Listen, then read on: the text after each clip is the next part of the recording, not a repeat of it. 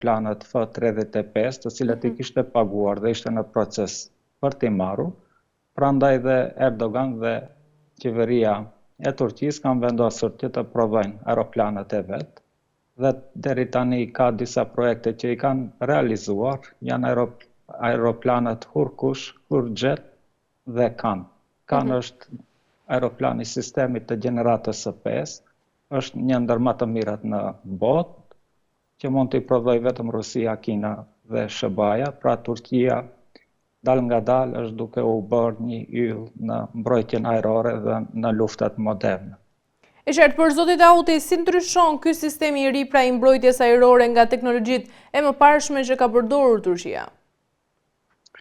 Po kuptohet që më herët o dash që çdo herë të kërkoj leje prej amerikanëve për t'i mbrojtur interesat e veta. Një shembull të tillë kemi kur turqit vriteshin në ishullin e Kipros nga grekët, nuk mund të intervenonte Turqia pa lejen e amerikanëve. Mirëpo në atë kohë vjen në pushtet Erbakan, i cili është paraardhësi në fakt i Erdoganit, dhe ai vendos në vitin 1974 pa lejen e amerikanëve që të sulmojnë ishullin e Kipros dhe e pushtojnë një pjesë të Kipros, dhe sot e kësaj dite Kiproja është e ndarë. Por kuptohet që amerikanët në atë kohë për disa vite ju bëjnë sanksione turqëve, pra gjatë gjithë periudhës turqit nuk kanë mundur t'i mbrojnë interesat e tyre. Mirëpo tani ata nuk mërziten shumë se si do të reagojnë amerikanët, për shkak se kanë industrinë e vete dhe kuptohet që tani ata shtetet që janë armiqme të Turqinë frigohen nga forca ushtarake e Turqisë, por në veçanti frigohet Izraeli dhe Greqia. Zotë Auti, do të jetë në gjendje Turqia pra të neutralizojë edhe kërcënimet ajrore pa mbështetjen e NATO-s? Po tani nëse Turqia sulmohet, ajo do të sulmohet indirekt nga NATO. Pra Turqia nuk mund të pres ndihmë nga NATO, se nëse e sulmon Turqinë Greqia apo Izraeli,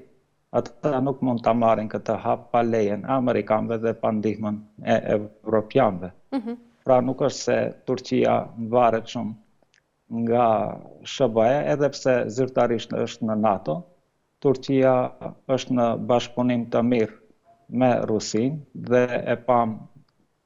gjatë ditëve të kaluara mori pjesë edhe në BRICS, është e interesuar që të antarësohet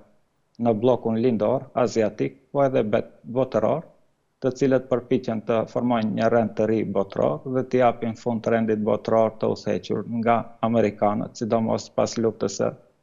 dytë botërore, dhe nëse ka garanca të fuqishme nga Rusia me furnizimin e sistemeve mbrojtëse dhe një aleancë të mundshme me Iranin, nuk do të guxohej kush nga perëndimi që ta sulmoj Turqinë, dhe prandaj Turqia do të ndihet e sigurt dhe të vazhdojë prosperitetin e saj ekonomik. A mund të jetë pra edhe kupola e Celik një model pra për vendet e tjera që synojnë edhe autonominë ushtarake? Po kuptohet, tani Shqipëria nuk ka asnjë sistem mbrojtës. Gjatë kohës së komunizmit të paktën kanë pas disa sisteme mbrojtëse nga Kina,